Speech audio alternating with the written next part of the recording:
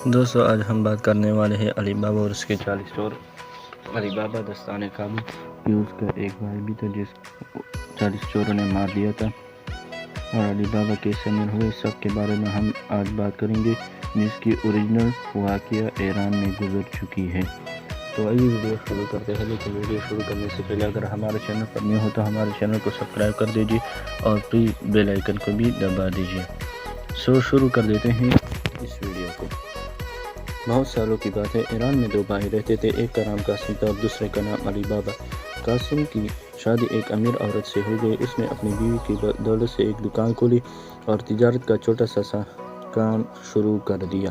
آہستہ آہستہ وہ بہت امیر ہو گیا۔ علی بابا لکڑی کاٹنے کا کام کرتا تھا اور اس کی بیوی ایک چھوٹے سے مکان میں رہتے تھے۔ علی بابا جنگل سے لکڑیاں کاٹ کر لاتا اور انہیں بازار میں بیچ کر چند سکے کما لیتا، اسی اوقات سے اس کی وقت گزر جاتی۔ ایک دن علی بابا جنگل سے لکڑیاں کاٹ کر گھر لوٹ رہا تھا، اچانک اس نے دیکھا کہ اس کے سامنے راستے پر گرد ایک بادل عمدہ چلا آ رہا ہے۔ وہ بہت حیران ہوا، مگر تھوڑی دیر میں ہی اسے معلوم ہوا کہ گرد کا طوفان نہ تھا، بہت سے گھوڑے سرپٹ دوڑتے ہوئے اس کی طرف آ رہے تھے۔ گھوڑوں کے دوڑنے سے مٹی اڑ رہی تھی اور یہ اس قدر زیادہ تھی کہ دور سے مٹی کا طوفان معلوم ہو رہا تھا۔ جب یہ طوفان علی بابا کے کچھ قریب آیا تو اس نے دیکھا کہ گھوڑوں پر سوار لوگوں نے کالے کپڑے پہن رکھے ہیں، ان کے چہرے بھی کالے کپڑے میں چھپے ہوئے ہیں، صرف ان کی آنکھیں ہی نظر آ رہی ہیں۔ ان لوگوں نے ہاتھوں میں تلواریں پکڑ رکھی تھی اور سب کے کمروں کے ساتھ لمبے لمبے خنجر بندھے ہوئے تھے۔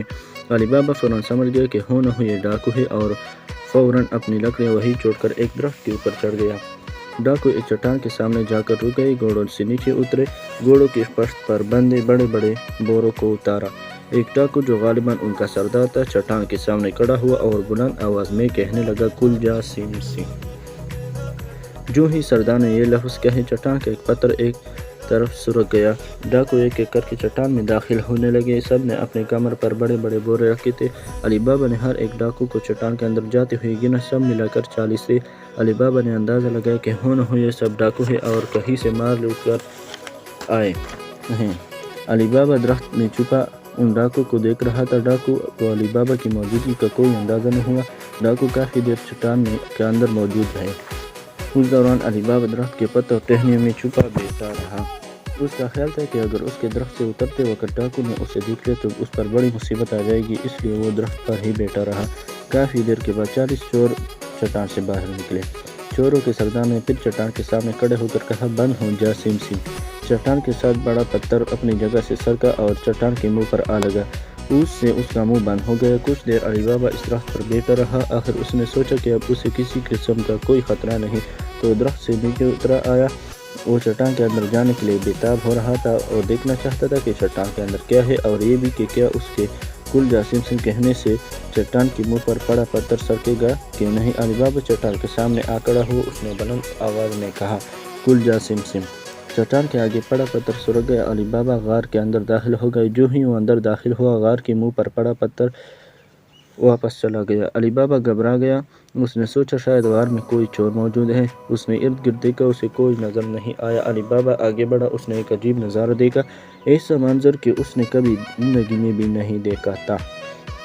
غار میں ایک طرف سونے اور چاندی کے انبار لگے تھے، ایک طرف ریشمی کپڑے اور قیمتی جواہرات۔ علی بابا نے وقت ضائع کیے بغیر بہت سا سونا اور چاندی اکٹھی کی، اسے بورے میں ڈالا اور غار کے منہ پر آ کھڑا ہوا۔ اسے جادو کے الفاظ یاد تھے، اس نے دوبارہ کہا، کل جا سم سم۔ غار کے منہ سے پتھر ہٹ گیا اور علی بابا باہر چلا آیا۔ اس نے پھر کہا، بند ہو جا سم سم۔ چٹان کے منہ پر پتھر پھر آ لگا۔ علی بابا نے گدے پر سونے اور چاندی کے بورے کو لادا، اس کو چھپانے کے لیے اوپر لکڑیاں ڈال دی اور جلدی جلدی گدے کو ہنکاتا ہوا گھر پہنچ گیا۔ گدے کو گھر کے باہر باندھ دیا اور سونے و چاندی کا بورا اٹھا کر علی بابا گھر میں داخل ہوا۔ علی بابا نے اپنی بیوی کو سونے اور چاندی کا انبار دکھایا اور کہنے لگا، لو نیک بخت، اب ہماری غربت کے دن ختم ہو جائیں گے۔ اتنا سونا اور چاندی تم کہاں سے لے آئے؟ علی بابا کی بیوی نے کہا، تم نے اتنی دولت کہیں سے چرائی تو نہیں؟ علی بابا نے اپنی بیوی کو پوری کہانی سنائی۔ علی بابا اور اس کی بیوی نے سونے اور چاندی کے ٹکڑوں کو گننا شروع کر دیا۔ وہ گنتے گنتے تک گئے، ابھی تک 1.5 گننا باقی تھا۔ علی بابا نے سوچا کہ گننے کے بجائے سونے اور چاندی کا وزن کر لیتے ہیں، اس طرح درد کا اندازہ ہو جائے گا۔ علی بابا نے اپنی بیوی سے کہا کہ وہ قاسم کی بیوی سے ترازو لے تھا۔ قاسم جو اس کا بھائی تھا اور اس کی ایک بیوی بھی تھی، تاکہ سونے اور چاندی کا وزن کیا جا سکے، مگر اسے تلقین کی کہ وہ سونے اور چاندی کے بارے میں کسی کو کچھ نہ بتائے۔ علی بابا کی بیوی قاسم کی بیوی کے پاس آئی اور اسے کہنے لگی، بہن کیا میں کچھ دیر کے لیے تمہارا ترازو لے سکتی ہوں؟ قاسم کی بیوی نے سوچا، علی بابا تو ایک غریب لکڑہارا ہے، بھلا اسی ترازو کی کیا ضرورت ہوتی ہے؟ اس کے پاس اناج بھی نہیں ہے کہ جس کو تولنے کی ضرورت ہو نہ ہو دال میں کچھ کالا ہے۔ وہ کمرے میں گئی اور ترازو کے پلڑے کے نیچے موم لگا دی۔ ترازو لا کر علی بابا کی بیوی کے حوالے کر دیا۔ علی بابا نے بڑی احتیاط کے ساتھ چاندی اور سونے کا وزن کیا، زمین میں ایک گڑھا کھودا اور سونے اور چاندی کو اس گڑھے میں دفن کر دیا۔ علی بابا اور اس کی بیوی کو جب بھی ضرورت پڑتی سونے یا چاندی کے ایک ڈیلی نکال لیتے اور اسے بیچ کر گھر کی ضرورت کی چیزیں خرید لیتے۔ اب وہ اچھے کپڑے پہننے لگے، مزے کے کھانے پکانے لگے، وہ امیر ہو گئے تھے اور اب علی بابا کو لکڑیاں کاٹنے کی ضرورت ہی نہیں رہی تھی۔ سب لوگ علی بابا اور اس کی بیوی کی زندگی میں تبدیلی کو دیکھ کر سب حیران ہوتے، مگر کسی کو بھی ان کے امیر ہونے کا راز معلوم نہ تھا۔ علی بابا کی بیوی نے سونا چاندی تولنے کے بعد ترازو قاسم کی بیوی کو واپس کر دیا۔ قاسم کی بیوی نے فوراً پلڑے کو الٹا کر دیکھا، پلڑے کے نیچے موم کے ساتھ سونے کی ایک ڈلی چھپی ہوئی تھی۔ شام کو جب قاسم گھر لوٹ آئے تو اس کی بیوی اسے کہنے لگی، تم سمجھتے ہو کہ علی بابا ایک غریب لکڑہارا ہے؟ اصل بات یہ نہیں ہے کہ وہ غریب ہے، اس کے پاس بہت سا سونا ہے۔ آج اس کی بیوی ترازو مانگنے آئی تھی، میں نے ترازو کے نیچے موم لگا دی تاکہ معلوم کروں کہ آخر انہیں ترازو کی ضرورت کیوں پڑ گئی۔ یہ دیکھو سونے کی ڈیلی جو موم کے ساتھ چپکی ہوئی ہے۔ قاسم بہت کمینہ شخص تھا اور بہت حسد رکھنے والا شخص تھا۔ اپنے بھائی کے امیر ہونے کو ہرگز پسند نہ کرتا تھا۔ وہ جلد از جلد معلوم کرنا چاہتا تھا کہ آخر اس کا بھائی اچانک کیسے امیر ہو گیا۔ اس نے دیکھا کہ علی بابا اب کپڑے پہننے لگا ہے اچھے، اس کے گھر سے اچھے کھانوں کی مہک آنے لگی تھی۔ کچھ دن وہ حسد کی آگ میں جلتا رہا۔ ایک دن قاسم سے رہا نہ گیا، وہ علی بابا کے پاس آیا اور اسے ترازو کے پلڑے کے ساتھ چپ کی سونے کی ڈلی کا سارا قصہ سنایا۔ وہ علی بابا سے کہنے لگا، تم ہمیشہ کہتے ہو کہ تم غریب ہو، لیکن دراصل یہ تمہارا فریب ہے، تم ایک جھوٹ بولتے ہو۔ حقیقت یہ ہے کہ تمہارے پاس سونے اور چاندی کا ایک ڈھیر ہے۔ تم نے یہ خزانہ کہاں سے حاصل کیا؟ کیا تم نے کہیں ڈاکہ مارا ہے؟ مجھے بتاؤ، تمہیں ہر بات بتانا ہی ہوگی۔ علی بابا قاسم کو سونے اور چاندی کا راز نہیں بتانا چاہتا تھا۔ کافی دیر قاسم کو ٹالتا رہا، مگر وہ نرم دل آدمی تھا۔ اگرچہ قاسم اس سے حسد کرتا تھا، مگر وہ قاسم پر پورا بھروسہ رکھتا تھا۔ وہ اسے چھوٹا بھائی ہونے کے ناطے پیار بھی کرتا تھا۔ اسے بات زیادہ دیر چھپائی نہ جا سکی۔ اس نے قاسم کو ساری کہانی سنا دی، بلکہ اسے غار کا پتہ بھی بتا دیا۔ اگلے دن قاسم 10 گھوڑوں کے ساتھ لے کر غار پہنچا۔ وہ غار سے زیادہ دولت حاصل کرنا نہ چاہتا تھا۔ وہ چٹان کے سامنے جا کھڑا ہوا۔ اس نے بلند آواز میں کہا، کھل جا سم۔ چٹان کا پتھر اپنی جگہ سے ہٹ گیا۔ سامنے غار تھی۔ غار میں ہر طرف دولت کے انبار لگے ہوئے تھے۔ قاسم نے بڑے بوروں میں دولت کو سمیٹنا شروع کر دیا۔ اس وقت تک ان بوروں میں سونا اور چاندی بھرتا گیا جب تک ان میں ایک ڈلی ڈالنے کی بھی گنجائش تھی۔ پھر وہ غار کے منہ کی طرف آیا، اس کے قریب کھڑا ہو کر کہنے لگا، کھل جا جو کے دانے، یعنی یہ الفاظ اس نے غلط کہہ دیے، حالانکہ اس کو کہنا یہ تھا کہ کھل جا سم۔ اس نے کہا، کھل جا جو کے دانے۔ غار کے آگے پڑا پتھر اپنی جگہ سے نہ ہلا۔ اس نے تمام اجناس کے نام لیے، مگر غار کا پتھر اپنی جگہ سے نہ ہٹا۔ واضح رہے کہ سم دراصل سس میں تھا، اور اس کا مطلب تیل ہے، جس تیل سے نکالا جاتا ہے۔ جب تیل کی فصل تیار ہو جاتی ہے تو اس کے پودوں پر لگی پلیاں خود بخود کھلتی جاتی ہے اور ان میں سے تیل باہر گرنا شروع ہو جاتے ہیں۔ یہ جادوئی سا منظر لگتا ہے، اس وجہ سے سم کا مطلب جادوئی طور پر کھلنا لیا جاتا ہے۔ اسی مناسبت سے قاسم نے مختلف اجناس کے نام لیے اور سسمے یا سم کہنا بھول گیا۔ قاسم سخت گھبرا گیا۔ اس کو کچھ سمجھ نہیں آ رہی تھی کہ وہ کیا کرے۔ وہ سخت ڈرا ہوا تھا۔ اس نے غار سے نکلنے کے لیے غار کے اندر ہر جگہ کو دیکھا، کوئی راستہ نظر نہیں آیا۔ آخر تک کر ہار گیا اور ایک طرف کونے میں بیٹھ گیا۔ اچانک اسے غار کے باہر سے مختلف آوازیں سنائی دینے لگی۔ وہ سمجھ گیا کہ چور واپس آ گئے۔ غار کا منہ کھلا اور ایک ایک کر کے 40 چور غار میں داخل ہو گئے۔ سب نے سونے اور چاندی سے بھری بوریاں اٹھا رکھی تھی۔ قاسم غار کے ایک کونے میں چھپا یہ سب کچھ دیکھ رہا تھا۔ ایک چور کی قاسم پر نظر پڑی۔ قاسم کو کونے سے باہر کھینچا۔ اسے کوئی سوال کیے بجائے اس سے خوب پیٹا اور موا کر کے لہلہان کر کے باہر پھینک دیا۔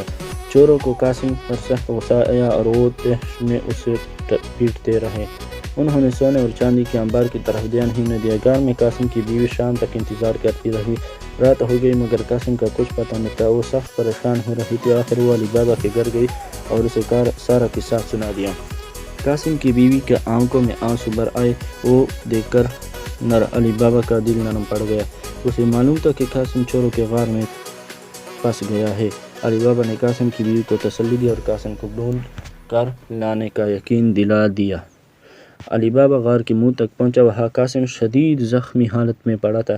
قاسم کچھ بول بھی نہ سکتا تھا مگر علی بابا کو ساری بات سمجھ میں آ گئی۔ اسے معلوم ہو گیا کہ چوروں نے قاسم کو دراصل اپنی طرف سے مار کر ختم کر دیا تھا اور اس کی لاش کو غار کے سامنے پھینک گئے تھے۔ علی بابا نے بڑے آرام سے قاسم کو اٹھایا اور احتیاط سے اپنے گدے پر رکھ دیا اور اسے گھر لے آیا۔ علی بابا نے قاسم کے گھر کے دروازے پر دستک دی۔ قاسم کی ملازمہ مرجینہ نے دروازہ کھولا۔ مرجینہ ایک خوبصورت اور سمجھدار لڑکی تھی۔ علی بابا نے دروازہ کھولتے ہی مرجینہ سے کہا، دیکھو مرجینہ، قاسم بہت بری طرح زخمی ہے۔ اسے گھر کے اندر لے جاتے ہیں۔ اس کے زخمی ہونے کے بارے میں کسی کو کچھ پتہ نہ ہو۔ وہ مرجینہ جو قاسم کی ملازمہ تھی۔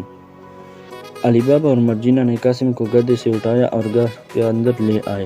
قاسم کی بیوی نے جب اپنے خاوند کو اس قدر بری حالت میں دیکھا تو رونے لگی۔ علی بابا نے اسے تسلی دی کہ وہ قاسم کی علاج کے لیے ہر ممکن کوشش کرے گا۔ مرجینہ کا اندازہ تھا کہ شہر حکیم کچھ بھی نہیں کر سکتے۔ اس طرح قاسم کے زخمی ہونے کی خبر ہر طرف پھیل سکتی تھی۔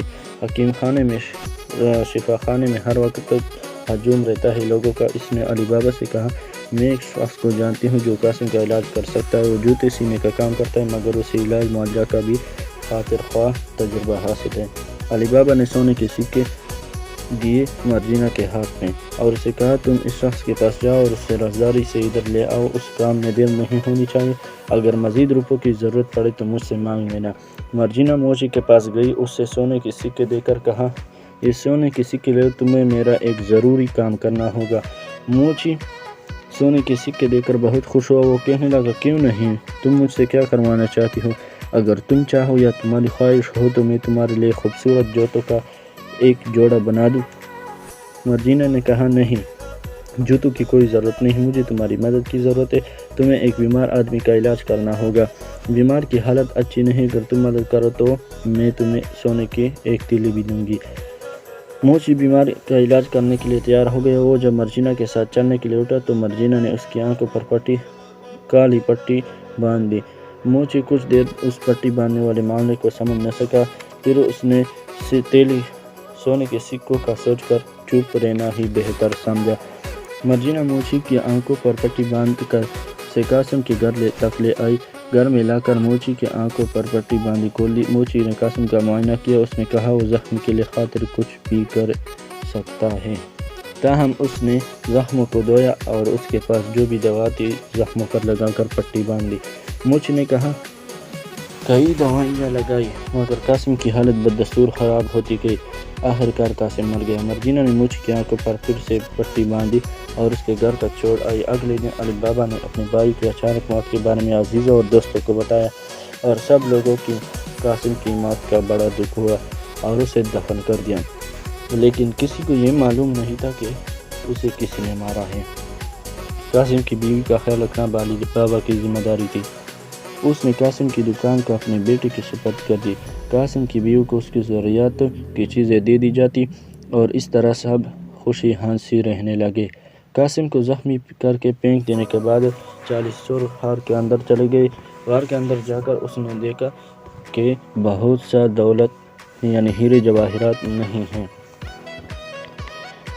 مجھے لگتا ہے کہ کسی نے غار میں آنے کا راز معلوم ہو گیا۔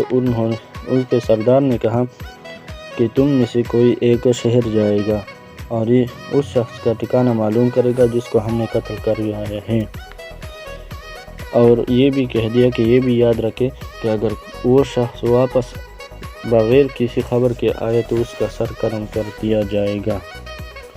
ایک چور نے شہر پر جانے کی رضامندی ظاہر کی۔ وہ اگلے دن ایک مسافر کا بیس بدل کر شہر میں آیا۔ شام ہو رہی تھی اور بازار میں تمام دکانیں بند ہو چکی تھی، صرف ایک دکان کھلی تھی، یہ دکان موچی کی تھی۔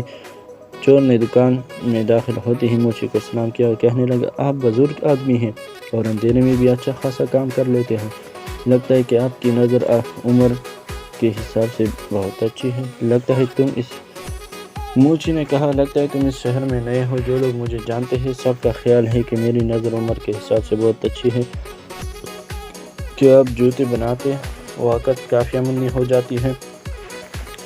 موچ نے کہا، ہاں گزارا ہو جاتا ہے، مگر میں جوتے سینے کے علاوہ بھی ایک کام کر لیتا ہوں، مجھے علاج معالجہ کے بارے میں تھوڑا بہت پتہ ہے، پچھلے ہفتے ہی میں نے ایک شدید زخم کا علاج کیا تھا۔ یعنی کہ وہ موچی اس قاسم کی بات کر رہا تھا،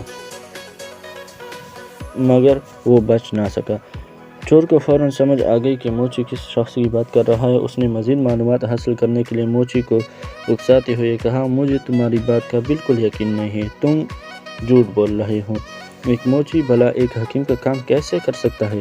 مجھے نہیں لگتا کہ تم سچ بول رہے ہو۔ موچی نے کہا، میں بالکل سچ بول رہا ہوں، مگر میں اس سے زیادہ ایک لفظ بھی نہیں بولوں گا۔ موچی نے مسافر سے کہا، اب تم جاؤ اور اپنی راہ لو۔ چور نے موچی کو سونے کا ایک سکہ دے دیا اور اسے کہنے لگا، کیا تم مجھے وہ گھر دکھا سکتے ہو جہاں پر تم نے زخم کا علاج کیا تھا؟ اس نے کہا، میں وعدہ کرتا ہوں کہ میں اس بارے میں کسی کو نہیں بتاؤں گا۔ موچی نے کہا، نہیں میں ایسا نہیں کر سکتا، تم بس اب چلے جاؤ۔ موچی نے مسافر سے کہا۔ چور نے فوراً سونے کا ایک سکہ اور نکالا اور اسے موچی کی طرف بڑھاتے ہوئے کہا، یہ ایک اور سکہ لے لو، مگر مجھے زخمی کے گھر کے بارے میں بتا دو، میں صرف گھر ہی دیکھنا چاہتا ہوں۔ موچی نے کہا، مگر مجھے گھر کے بارے میں درست طور پر کچھ بھی معلوم نہیں ہے۔ بات یہ ہے کہ جب مجھے اس گھر تک لے جایا گیا تو میری آنکھوں پر کالی پٹی باندھی گئی، میں صرف اس گھر کی نزدیک کسی جگہ تک تمہیں لے جا سکتا ہوں۔ آنکھوں پر پٹی باندھنے کے معاملے سے چور کو یقین ہو گیا کہ ہو نہ ہو یہ زخمی وہی شخص تھا جو ان کے غار سے چوری کرنے آیا تھا۔ یہ سن کر وہ بہت خوش ہوا۔ موچی نے مسافر کو آنکھوں پر پٹی باندھنے کا کہا۔ موچی کا خیال تھا کہ وہ اس طرح مسافر کے زخمی گھر کو اچھی طرح پہچان سکتا ہے۔ موچی کی آنکھوں پر پٹی باندھی گئی، دونوں کافی دیر تک چلتے رہے۔ ایک مکان کے سامنے موچی جا کر کھڑا ہوا اور کہنے لگا، یہی ہے وہ گھر، مجھے پورا یقین ہے کہ یہی گھر ہے جہاں میں نے زخمی کا علاج کیا تھا۔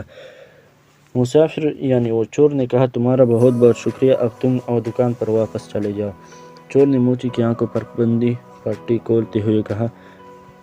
جب موچی اپنی دکان پر جانے کے لیے وہاں سے چلا گیا تو چور نے سفید مٹی کے ساتھ گھر کے دروازے پر ایک نشان لگا دیا۔ ایسا کرنے کے بعد فوراً جنگل کی طرف بھاگا تاکہ اپنے سردار کو مکان مل جانے کی اطلاع کرے۔ اگلی صبح بازار سے سود آلف سلف لانے کے لیے مرجینہ گھر سے نکلی۔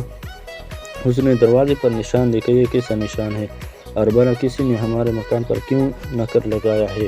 مرجینہ سوچنے لگی۔ اس نے نتیجہ نکالا کہ ہو نہ ہو کوئی شخص اس کے گھر والوں کو نقصان پہنچانا چاہتا ہے۔ اس نے سفید مٹی لی اور ارد گرد سب گھروں کے دروازوں پر ایسا ہی نشان بنا دیا۔ مرجینہ کے بازار کے کچھ ہی دیر بعد چور اور ان کے سردار علی بابا کے گھر تک آئے۔ وہاں ہر گھر پر ایک ہی نشان بنا ہوا تھا۔ انہیں کچھ سمجھ نہیں آ رہی تھی کہ ان میں سے کون سا گھر ہے علی بابا کا۔ وہ سخت مایوس ہو گئے اور جنگل کی طرف واپس آئے۔ جنگل میں پہنچ کر چوروں کے سردار نے علی بابا کے گھر کا بتانے والے چور کو سب کے سامنے کاٹ کر دیا اور اس کا سر قلم کر دیا۔ اگلی صبح ایک اور چور علی بابا کے گھر کے بارے میں معلوم کرنے کے لیے شہر آیا۔ اس نے چور کی طرح موچی کے سامنے سکے پھینکے اور اس نے اس کو علی بابا کا گھر کا پتہ بتا دیا۔ اس چور نے بھی اس چور کی طرح سرخ رنگ لگا دیا۔ مرجینہ پہلے ہی بہت محتاط تھی۔ اس نے دروازے پر ایک نیا نشان دیکھا تو سمجھ گئی کہ کوئی اس کے مالک پر حملہ کرنے والا ہے۔ اس نے فوراً اسی رنگ میں محلے کے تمام گھروں پر ایسے ہی نشانات بنا دیے۔ جب چوروں کا سردار علی بابا کے گھر پر حملہ کرنے کے لیے آیا تو اس نے محلے کے تمام گھروں پر صرف نشانات دیکھے۔ وہ سخت سکتہ ہو گیا۔ اس نے اب علی بابا کے گھر کے بارے میں خود سے معلوم کرنے کا فیصلہ کر لیا۔ چوروں کا سردار شہر آیا اور اس نے موچی کی مدد سے علی بابا کا گھر کا اتا پتہ معلوم کر لیا۔ یہ سب کرنے کے بعد وہ واپس جنگل میں آیا اور اپنے ساتھیوں سے کہنے لگا، میں نے گھر کا پتہ معلوم کر لیا ہے، اب میں اسے اندھیرے میں تلاش کروں گا۔ اب تم میرے بات بڑے احتیاط سے سنو، ہم تیل ڈالنے والے بڑے بڑے مرتبان لے آتے ہیں، ان میں سے ایک کو تیل سے بھر دیں گے، باقی مرتبانوں میں تیل کی بجائے تم میں سے ہر شخص چھپ جائے گا، میں تمام مرتبانوں کو تم لوگوں سمیت میں لے جاؤں گا۔ چوروں کے سردار نے مرتبانوں کو گھوڑے پر باندھا اور ہنکاتا ہوا علی بابا کے گھر کے دروازے میں لے آیا۔ اس نے دروازے پر دستک کی، علی بابا دروازے پر آئے تو سردار نے کہا، میں ایک سوداگر ہوں اور میرے پاس گھوڑوں پر لدے بہت سے مرتبان ہیں، ان میں مرتبانوں میں تیل ہے۔ اب شام ہو چکی ہے اور دکانیں بند ہو چکی ہے، اگر آپ اجازت دیں تو آج کی رات میں آپ کے یہاں قیام کروں، میں صبح سویر رخصت ہو جاؤں گا، میں آپ کو یقین دلاتا ہوں کہ آپ کو کسی قسم کی تکلیف نہیں ہوگی، یہ چوروں کے سردار نے کہا۔ علی بابا نے سردار کی باتیں سنی اور ہرگز پہچان نہ سکا کہ اس کے سامنے چوروں کا سردار کھڑا ہے۔ سردار نے اپنا حلیہ بدل لیا تھا، وہ دیکھنے میں کوئی اور شخص نظر آ رہا تھا۔ علی بابا کو سردار کے لیے ہمدردی محسوس ہوئی، اس نے اسے رات ٹھہرنے کی اجازت دے دی۔ اس نے نوکروں کو حکم دیا کہ گھوڑوں پر باندھے مرتبان احتیاط سے اتار کر ایک طرف رکھ دے، گھوڑوں کو چارہ وغیرہ ڈالے۔ اس نے مرجینہ کو کہا کہ وہ مہمان کے لیے اچھا سا کھانا تیار کرے۔ کھانے کے بعد سردار صحن میں چہل قدمی کے لیے چلا آیا، اس نے مرتبانوں کے قریب جا کر بہت ہلکی آواز میں کہا، میں مرتبانوں پر ایک چھوٹا سا پتھر پھینکوں گا، تم اس کی آواز سے مرتبانوں سے فوراً نکل آنا، اس وقت تک چپ چاپ مرتبانوں میں بیٹھے رہو۔ یہ کہہ کر سردار خاموشی کے ساتھ واپس گھر میں چلا آیا۔ مرجینہ نے مہمان کو اس کے سونے کا کمرہ دکھایا اور اس کے لیے اچھی خاصی کھانا پکائے۔ اس وقت اس نے دیکھا کہ اچانک لیمپ بجھ گیا۔ جب مرجینہ اپنے گھر کی طرف جا رہی تھی، اس نے ہلا کر لیمپ کو دیکھا، اس میں تیل نہیں تھا۔ مرجینہ نے سوچا کہ صحن میں تیل کے مرتبان پڑے ہیں، ان میں سے تیل لے لیتی ہوں اور صبح اس کی خبر سوداگر کو کر دوں گی۔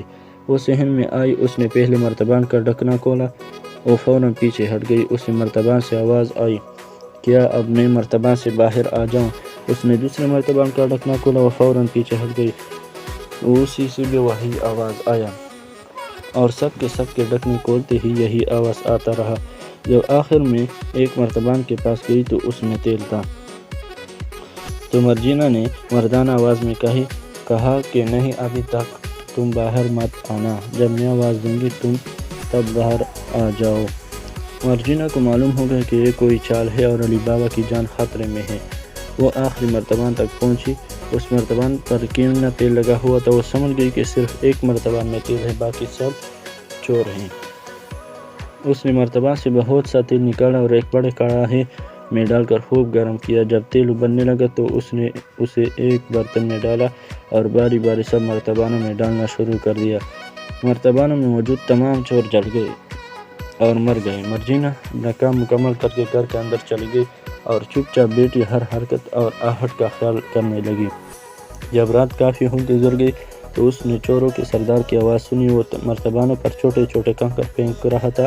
مرتبانوں سے جب کوئی چور بھی باہر نہ نکلا تو اس نے گھبرا کر ان کے اندر جھانکا، اس کے تمام ساتھی جل کر مر چکے تھے۔